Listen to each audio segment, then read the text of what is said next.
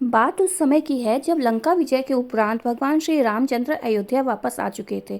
अभी कुछ वर्ष बीते थे कि एक दिन विभीषण हड़बड़ाए और डरे हुए से भगवान श्री रामचंद्र के पास पहुंचे और बोले, हे श्री राम, मुझे और लंका को बचाइए। कुंभकर्ण का बेटा मूलकासुर जंगल से वापस आ गया है। श्री रामचंद्र जी के द्वारा पूछे जाने पर विभीषण ने उन्हें बताया कि मूलकासुर कुंभकर्ण का बेटा है, जो कि मूल नक्षत्र में पैदा हुआ था, इसलिए उसे अपशगुन जानकर जंगल में छोड़ दिया गया था। लेकिन वहाँ मधुमक्खियों ने उसका पालन पोषण किया। बड़े होने पर उसने ब्रह्मा जी को कठोर तप करके प्रसन्न किया और अत्यंत ही बलशाली हो गया है। और अब जबकि कुंभकर्ण का आपके द्वारा वध किया जा चुका है, वह लंका वापस आके मुझसे और आपसे इसका बदला लेना चाहता है। मैं किसी तरह अपनी स्त्री और मंत्रियों के साथ सुरंग के रास्ते आप तक पहुंचा हूँ, इसलिए हे प्रभु, मूलकासुर से लंका और अयोध्या दोनों की रक्षा करिए। श्री राम तुरंत हनुमान और लक्ष्मण के साथ सेना लेकर लंका पहुंचे और मूलकासुर से उन्होंने युद्ध प्रारंभ किया।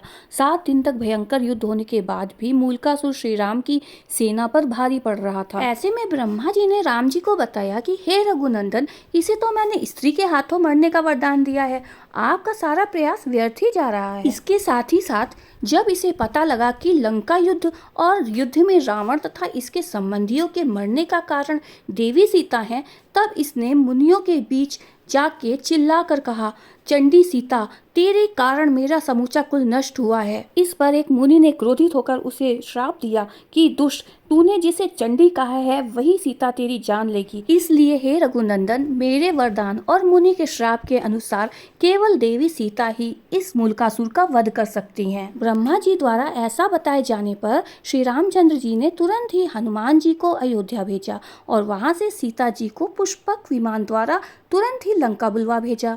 जब श्री रामचंद्र जी ने उन्हें मूलकासुर के बारे में सब कुछ बताया तो भगवती सीता को गुस्सा आ गया। उनके शरीर से एक दूसरी तामसी शक्ति निकली। उसका स्वर बड़ा भयानक था। यह छाया सीता चंडी के वेश में लंका की ओर बढ़ चली। इधर वानर सेना को मूलकासुर के गुप्त गुफा में भेजा गया, जहां वह तांत्रिक क्रियाएं कर रहा था। वानर सेना के आते ही गुस्से में मूलकासुर वानरों के पीछे भागा और गुफा से निकल आया। दौड़ते दौड़ते वह युद्ध के मैदान में माता सीता की छाया के सामने पहुंचा और गरज कर बोला, तू कौन है? इस पर माता सीता की छाया ने गर्जना करते हुए कहा, मैं तेरी मौत चंडी हूँ।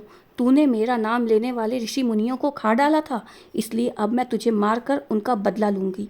इतना कहकर छाया सीता ने मूलकासुर पर 5 बाण चलाए और दोनों ओर घोर युद्ध हुआ। अंत में छाया सीता ने चंडिकास्त्र का प्रयोग करते हुए मूलकासुर का वध कर दिया। मूलकासुर का वध करने के बाद छाया सीता वापस लौटकर माता सीता के शरीर में प्रवेश कर गई और इस प्रकार माता सीता ने चंडी रूप धारण कर मूलकासुर जैसे राक्षस का वध किया। बोलो जय सिया राम।